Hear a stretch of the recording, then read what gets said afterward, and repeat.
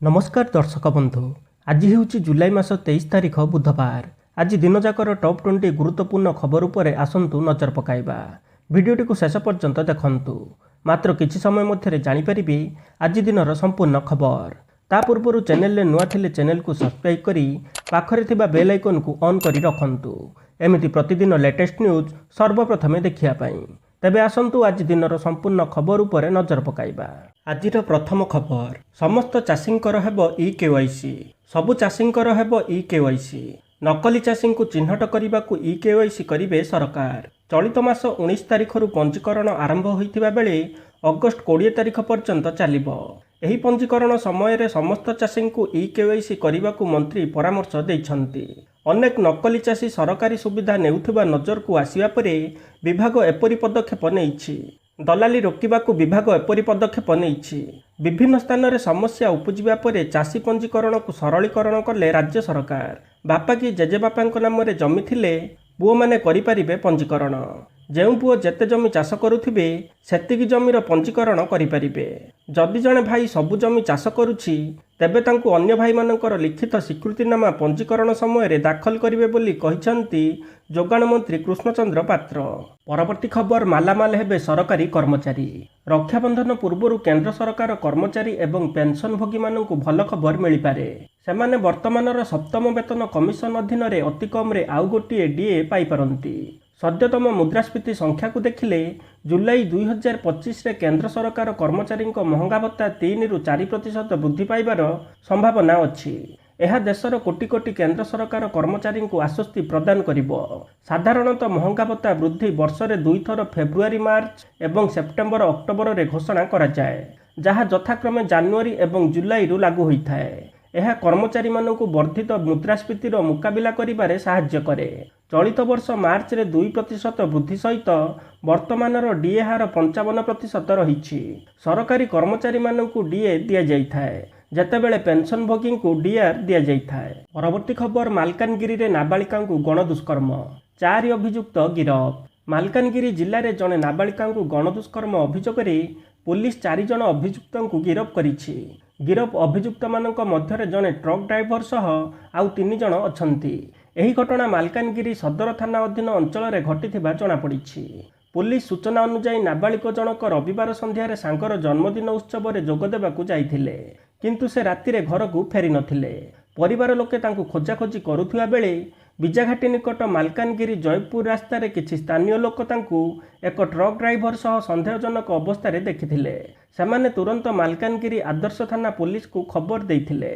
Police तुरंत घटनास्थल रे पहुंची नाबालिका को उद्धार करी शक्ति सदन नामक एक आश्रयस्थली को पठाइथिला। पीड़ितांक मां को अभियोग आधार रे पुलिस भारतीय दंड विधान एवं पोस्को आईन संपृक्त धारा रे एक मामला रुजु करी तदंत आरंभ करिछि। एही घटना रे संपृक्त ट्रक ड्राइवर और अन्य 3 जन को गिरफ करा जाइछि। परवर्ती खबर, आगामी 24 घंटा मध्य उत्तर बंगोपसागर रे एक घूर्णिबलय सृष्टि हेबो। एहार प्रभाव रे परवर्ती 48 घंटा मध्य उत्तर बंगोपसागर अंचल रे एक लघुचाप क्षेत्र सृष्टि हेबार संभावना रहिछि। आसंता काली ठारू वर्षार परिमाण बढ़िबो। आसंता 24 घंटा पई प्रबल वर्षा सह घंटा प्रति 30 ରୁ 40 किलोमीटर बेगर पवन बहिबार संभावना थिबारु 21 जिला को पाणीपाग विभाग पक्षरु येलो वार्निंग जारी करा जाइछि। आंचलिक पाणीपाग विज्ञान केन्द्र पक्षरु कुहा जाइछि जे आसंता काली मयूरभंज एवं बालेश्वर रे अति प्रबल वर्षा हेबार संभावना रहिछि। अर्थात 7 ରୁ 11 सेंटीमीटर वर्षा नहीं ऑरेंज अलर्ट जारी करा जाइछि। बाकी समस्त जिले में प्रबल वर्षा नहीं येलो वार्निंग जारी करा जाइछि। सेहीपरि 27 तारिख पर्यंत राज्य में अनेक स्थान में प्रबल वर्षार संभावना थिबारु सतर्क सूचना जारी करा जाइछि। आंचलिक पाणीपाग केन्द्र निर्देशिका मनोरमा महांती कहिसंती जे लघुचाप प्रभाव में समुद्र अशांत रहिबार आशंका थिबारु जुलाई 24 ରୁ 27 तारिख पर्यंत मत्स्यजीवी को समुद्र मना करा जाइछि। परवर्ती खबर, बंधा हेले कुबेर डीएफओ। केन्दुझर केन्दुपत्र डिविजन डीएफओ नित्यानंद नायक को गिरफ करिछि विजिलेंस। आय बहिर्भूत संपत्ति ठूल अभियोग तांको गिरफ करा जाइछि। 3 दिन धरी विजिलेंस डीएफओ कार्यालय बासभवन समेत 7टी स्थान में चढ़ऊ करिथिला।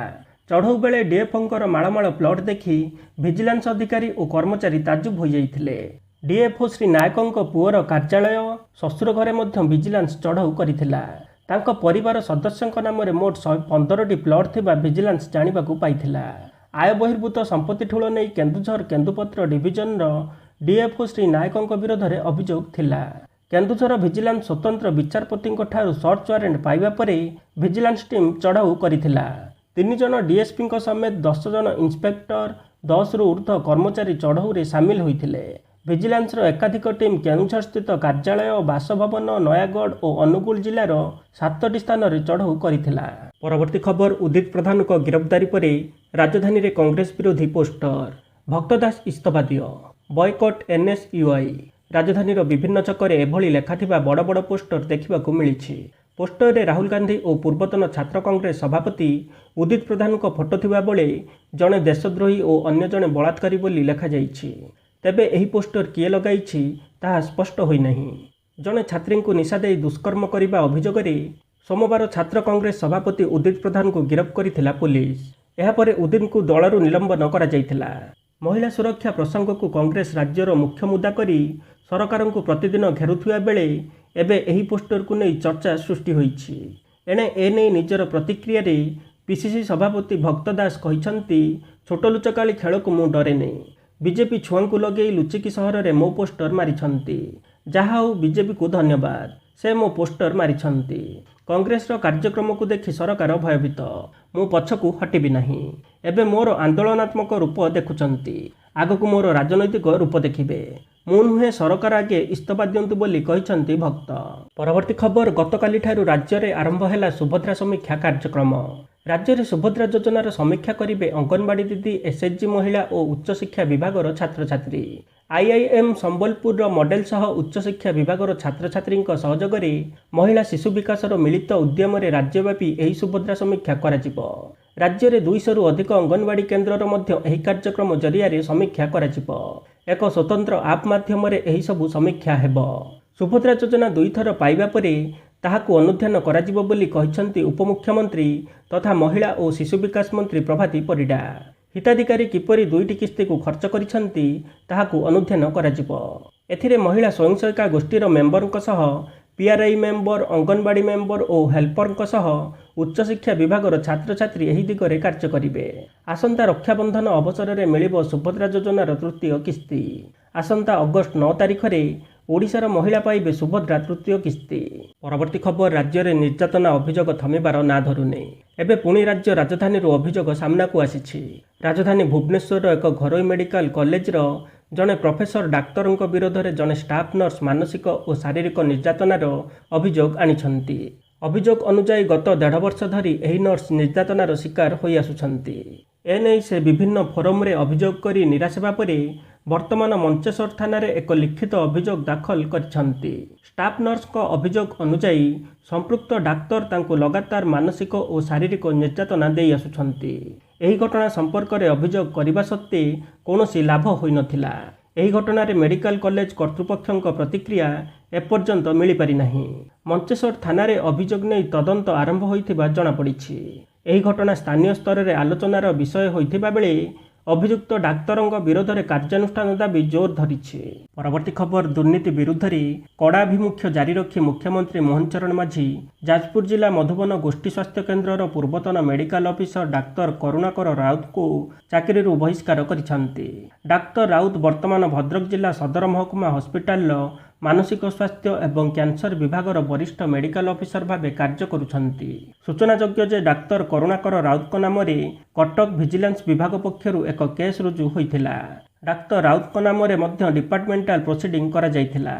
तांकु कार्यरु निलंबन कराजिबा सहित अन्यान्य दंड विधान मध्य करा जाइथिला। इतिमध्य विजिलेंस कोर्ट पक्षरु राय प्रकाश पाई तांकु दोषी साब्यस्त करा जाइछि। परवर्ती खबर खूब शीघ्र निलाम हेबो राज्यर 22टी खणी। खଣି ନିଲାମ ବାବଦରେ ସୂଚନା ଦେଲେ ରାଜ୍ୟ ଖଣି ମନ୍ତ୍ରୀ ବିଭୂତି ଜେନା। ସେ କହିଛନ୍ତି ଯେ ଖଣି ନିଲାମ ଦ୍ୱାରା ରାଜସ୍ୱ ବଢ଼ିବ। ପୂର୍ବ ସରକାର ଦୀର୍ଘ ଦିନ ଧରି ଖଣି ନିଲାମ କରୁନଥିଲେ। ନୂଆ ସରକାର ଆସିବା ପରେ ଗୋଟିଏ ବର୍ଷରେ 8ଟି ଖଣି ନିଲାମ କରିଛନ୍ତି। ଖୁବ୍ ଶୀଘ୍ର ଆହୁରି 22ଟି ଖଣି ନିଲାମ ନେଇ ପ୍ରସ୍ତୁତି ଶେଷ ପର୍ଯ୍ୟାୟରେ ପହଞ୍ଚିଛି ବୋଲି ମନ୍ତ୍ରୀ କହିଛନ୍ତି। ତେବେ ଖଣି ନିଲାମ ଦ୍ୱାରା ରାଜ୍ୟର ରାଜସ୍ୱ ବଢ଼ିବ ବୋଲି ଖଣି ମନ୍ତ୍ରୀ କହିଛନ୍ତି। ଏହା ସହ ଶିଳ୍ପ ଆସିବା ଦ୍ୱାରା ନିଯୁକ୍ତି ପ୍ରକ୍ରିୟା ତ୍ୱରାନ୍ୱିତ ହେବ। से दिग को अधिक प्राधान्य दे खनि विभाग काम करुच्ची बोली मंत्री विभूतिभूषण जेना कहते। से आहुरी मध्य कहते जे कोटिया ओडिशार अविच्छेद अंग। जी जेते दाबी कले भी कोटिया ओडिशा रे रहिछि आउ रहिबो मध्य। ନିର୍ବାଚନ ସମୟରେ କୋଟିଆ ଉପରେ ଆନ୍ଧ୍ରର ଆଖି ରହୁଛି। ତାକୁ ପ୍ରତିହତ କରିବା ପାଇଁ ରାଜ୍ୟ ସରକାର କାମ କରୁଛନ୍ତି ବୋଲି ମନ୍ତ୍ରୀ କହିଛନ୍ତି। ପରବର୍ତ୍ତୀ ଖବର, ରାଜ୍ୟ ଭାଜପା ସଭାପତି ମନମୋହନ ସାମଲ ଦିଲ୍ଲୀ ଗସ୍ତରେ ଯାଇଛନ୍ତି। ମନ୍ତ୍ରିମଣ୍ଡଳ ସମ୍ପ୍ରସାରଣ ଚର୍ଚ୍ଚା ଭିତରେ ଦିଲ୍ଲୀ ଗଲେ ମନମୋହନ ସାମଲ। ଦିଲ୍ଲୀରେ ଶୀର୍ଷ ନେତାଙ୍କୁ ମନମୋହନ ଭେଟିପାରନ୍ତି। ସଭାପତି ହେବା ପରେ ପ୍ରଥମ ଥର ପାଇଁ ଦିଲ୍ଲୀ ଗସ୍ତ କରିଛନ୍ତି ମନମୋହନ ସାମଲ। ଆଗକୁ କିଛି ମନ୍ତ୍ରୀ ମଧ୍ୟ ଦିଲ୍ଲୀ ଗସ୍ତରେ ଯାଇପାରନ୍ତି। ମନ୍ତ୍ରିମଣ୍ଡଳ ସମ୍ପ୍ରସାରଣ ନେଇ ଆଲୋଚନା ହୋଇପାରେ। ମନମୋହନଙ୍କ ସହ ଦିଲ୍ଲୀ ଗସ୍ତରେ ସଂଗଠନ ସମ୍ପାଦକ ମାନସ ମହାନ୍ତି ମଧ୍ୟ ଯାଇଛନ୍ତି। ସୋମବାର ରାଜ୍ୟପାଳ ହରିବାବୁ କମ୍ଭମପତିଙ୍କୁ ଭେଟିଛନ୍ତି ମୁଖ୍ୟମନ୍ତ୍ରୀ ମୋହନ ଚରଣ ମାଝୀ। ରାଜ୍ୟପାଳଙ୍କ ସହ ସାକ୍ଷାତର ନିର୍ଦ୍ଦିଷ୍ଟ କାରଣ ଅସ୍ପଷ୍ଟ ରହିଥିବା ବେଳେ ମନ୍ତ୍ରିମଣ୍ଡଳ ସମ୍ପ୍ରସାରଣ ଚର୍ଚ୍ଚା ଭିତରେ ଏହି ଭେଟଘାଟ ମାହୋଲକୁ ଆହୁରି ଗରମ କରିଦେଇଛି। ମନ୍ତ୍ରିମଣ୍ଡଳରେ ଖାଲି ପଡ଼ିଛି 6ଟି ମନ୍ତ୍ରୀପଦ। ଜଣେ ଜଣେ ମନ୍ତ୍ରୀଙ୍କ ହାତରେ ଅଛି ଏକାଧିକ ବିଭାଗ। ମନ୍ତ୍ରିମଣ୍ଡଳ ସମ୍ପ୍ରସାରଣ ନେଇ ଚର୍ଚ୍ଚା ହୋଇଥିବା ସୂଚନା ମିଳିଛି। କିଏ ପଡ଼ିବେ ବାଦ, କିଏ ହେବେ ସାମିଲ, ତାକୁ ନେଇ ବି ଚର୍ଚ୍ଚା। ପରବର୍ତ୍ତୀ ଖବର, ବାଲେଶ୍ୱର ଏଫ୍ଏମ୍ କଲେଜ ଛାତ୍ରୀ ଆତ୍ମାହୁତି ଘଟଣାରେ ତଦନ୍ତକୁ ଜୋରଦାର କରିଛି କ୍ରାଇମବ୍ରାଞ୍ଚ। ସତ ଜାଣିବାକୁ ତଦନ୍ତକାରୀ ଟିମ୍ କିଛି ପିଲାଙ୍କୁ ଜେରା କରିଛି। ସିସିଟିଭି ଯାଞ୍ଚ ସହ ଅନ୍ୟ ଦିଗ ଉପରେ ବି ତଦନ୍ତ କରିଛି। ତେବେ ଚିନ୍ତାର ବିଷୟ ହେଉଛି ଏଯାଏଁ ହଷ୍ଟେଲକୁ ଫେରିନାହାନ୍ତି ଛାତ୍ରୀ। ଅଧା ବେଡ୍ ଖାଲି ପଡ଼ିଛି। ବାଲେଶ୍ୱର ଏଫ୍ଏମ୍ କଲେଜରେ ଛାତ୍ରୀ ଆତ୍ମାହୁତି ଘଟଣାର ସତ ଜାଣିବାକୁ ବାଲେଶ୍ୱରରେ ଷଷ୍ଠ ଦିନ ପାଇଁ କ୍ରାଇମବ୍ରାଞ୍ଚ ଟିମ୍ ପହଞ୍ଚିଛି। କଲେଜରେ ଯାଞ୍ଚ ପରେ ଯାଞ୍ଚ ଚାଲିଛି। କିଛି ପିଲାଙ୍କୁ ଜେରା ମଧ୍ୟ ହୋଇଛି। ଘଟଣାସ୍ଥଳକୁ ବି ଯାଇଛି ତଦନ୍ତକାରୀ ଦଳ। ସିସିଟିଭି ବି ଯାଞ୍ଚ ହୋଇଛି।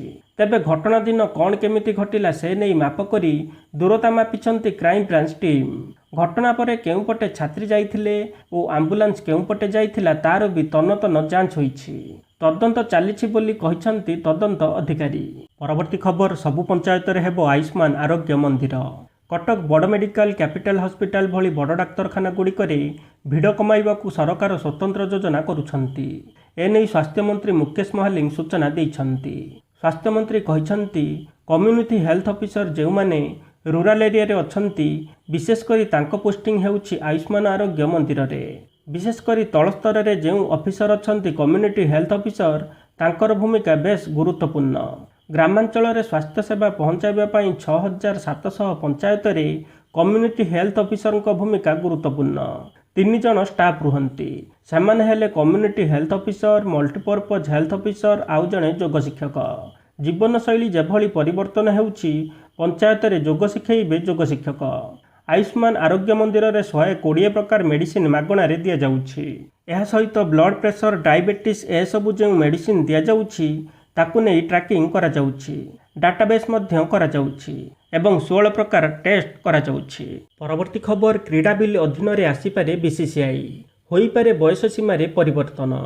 ସଂସଦ ମୌସୁମୀ ଅଧିବେଶନରେ କେନ୍ଦ୍ର ସରକାର ଉପସ୍ଥାପନ କରିବାକୁ ଯାଉଥିବା ଜାତୀୟ କ୍ରୀଡ଼ା ବିଲ୍ ଅଧୀନରେ ଆସିପାରେ ଭାରତୀୟ କ୍ରିକେଟ ନିୟନ୍ତ୍ରଣ ବୋର୍ଡ। କ୍ରୀଡ଼ା ମନ୍ତ୍ରାଳୟର ସୂତ୍ରରୁ ତଥ୍ୟ ନେଇ ଖବର ପ୍ରକାଶ କରିଛି ଜାତୀୟ ଗଣମାଧ୍ୟମ ଇଣ୍ଡିଆ ଟୁଡେ। ଏହି ବିଲ୍ରେ ପ୍ରଶାସକଙ୍କ ପାଇଁ ବୟସ ସୀମାର ଉପର ସୀମା 70ରୁ 75 ବର୍ଷକୁ ବୃଦ୍ଧି କରିବାର ବ୍ୟବସ୍ଥା ରହିଛି ବୋଲି ସୂଚନା ମିଳିଛି। ବର୍ତ୍ତମାନର ବିସିସିଆଇ ଅଧ୍ୟକ୍ଷ ଥିବା ରୋଜର ବିନି ଜୁଲାଇ 19 ତାରିଖରେ 70 ବର୍ଷ ବୟସରେ ପଦାର୍ପଣ କରିଛନ୍ତି। ଅର୍ଥାତ୍ ସେ ବିସିସିଆଇର ନିର୍ଦ୍ଧାରିତ ବୟସ ସୀମାରେ ପହଞ୍ଚି ସାରିଛନ୍ତି। ତେଣୁ ତାଙ୍କୁ ପଦ ଛାଡ଼ିବାକୁ କୁହାଯାଇପାରେ। ତେବେ କ୍ରୀଡ଼ା ବିଲ୍ରେ ଏହି ନିୟମରେ ପରିବର୍ତ୍ତନ ହୋଇପାରେ। ଏକ ଜାତୀୟ କ୍ରୀଡ଼ା ମହାସଂଘ ହିସାବରେ ବିସିସିଆଇ ଏହି ବିଲ୍ ପରିସର ଭିତରକୁ ଆସିପାରେ ବୋଲି ସୂତ୍ରରୁ ଜଣାପଡ଼ିଛି। ଜଣେ ବ୍ୟକ୍ତି କାର୍ଯ୍ୟନିର୍ବାହୀ କମିଟିର ବୟସ ଏବଂ କାର୍ଯ୍ୟକାଳ ସମ୍ପର୍କିତ ଅନ୍ତର୍ଜାତୀୟ ଚାର୍ଟର ଏବଂ ନିୟମ ଓ ଉପଆଇନ ପାଳନ ନ କଲେ ନିର୍ବାଚନ ଲଢ଼ିବା କିମ୍ବା କାର୍ଯ୍ୟନିର୍ବାହୀ କମିଟିର ନାମାଙ୍କନ ପାଇବା ପାଇଁ ଯୋଗ୍ୟ ହେବେ ନାହିଁ। ତେବେ ତାଙ୍କ ନାମାଙ୍କନର ତାରିଖରେ ବ୍ୟକ୍ତିଙ୍କ ବୟସ 70 ବର୍ଷରୁ ଅଧିକ ନ ହୋଇଥିବା ଆବଶ୍ୟକ। ପରବର୍ତ୍ତୀ ଖବର, ଭାରତ, ଚୀନ, ବ୍ରାଜିଲକୁ ଆମେରିକାର ଖୋଲା ଧମକ। ରୁଷ ସହ ବ୍ୟବସାୟ କଲେ ତୁମ ଅର୍ଥନୀତି ଚୂନା କରିଦେବୁ।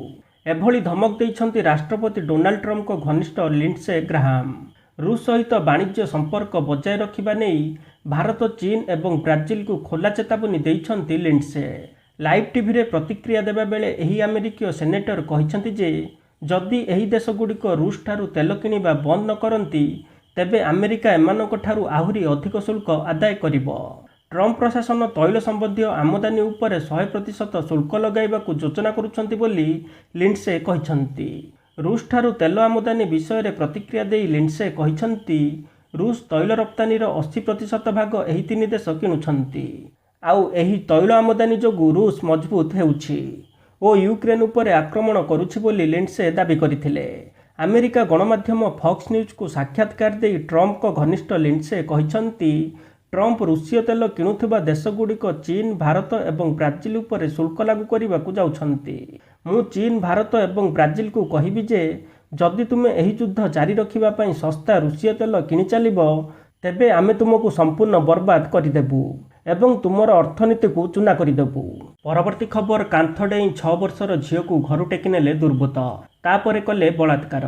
ହରିୟାଣାର ପାନିପତରୁ ଏପରି ଏକ ଚାଞ୍ଚଲ୍ୟକର ଘଟଣା ସାମ୍ନାକୁ ଆସିଛି। ଏଠାକାର ଏକ କଲୋନୀର ଜଣେ 6 ବର୍ଷର ଝିଅକୁ ବଳାତ୍କାର କରାଯାଇଥିଲା। ପୂରା ପରିବାର ରାତିରେ ଶୋଇଥିବା ସମୟରେ ପ୍ରାୟ ରାତି 2ଟାରେ ଅଭିଯୁକ୍ତ ଘରର କାନ୍ଥ ଡେଇଁ ଝିଅକୁ ଅପହରଣ କରିଥିଲା। ଅଭିଯୁକ୍ତ ଝିଅର ମୁହଁ ବନ୍ଦ କରି ଘର ପାଖରେ ଥିବା ଏକ ଭଙ୍ଗା ଘରକୁ ନେଇଯାଇଥିଲା। ଅଭିଯୁକ୍ତର ଆଉ ଜଣେ ସହଯୋଗୀ ସେଠାରେ ପୂର୍ବରୁ ଉପସ୍ଥିତ ଥିଲା। ସେହି ଭଙ୍ଗା ଘରେ ଝିଅଟିକୁ ବଳାତ୍କାର କରାଯାଇଥିଲା। ପରିବାର ଲୋକେ ଏହି ବିଷୟରେ ପୋଲିସକୁ ସୂଚନା ଦେବା ପରେ ରାତିରେ ଅନେକ ପୋଲିସ ଦଳ ସେଠାରେ ପହଞ୍ଚିଥିଲେ। ସୂତ୍ର ଅନୁଯାୟୀ ପୋଲିସ ସନ୍ଦିଗ୍ଧ ଅଭିଯୁକ୍ତକୁ ହେଫାଜତରେ ନେଇଛି। ବର୍ତ୍ତମାନ ଝିଅଟିର ଅବସ୍ଥା ଗୁରୁତର ଥିବାବେଳେ ତାଙ୍କୁ ଡାକ୍ତରଖାନାରେ ଭର୍ତ୍ତି କରାଯାଇଛି। ପରବର୍ତ୍ତୀ ଖବର, ବ୍ରିଟେନ ଗସ୍ତରେ ପ୍ରଧାନମନ୍ତ୍ରୀ ମୋଦି।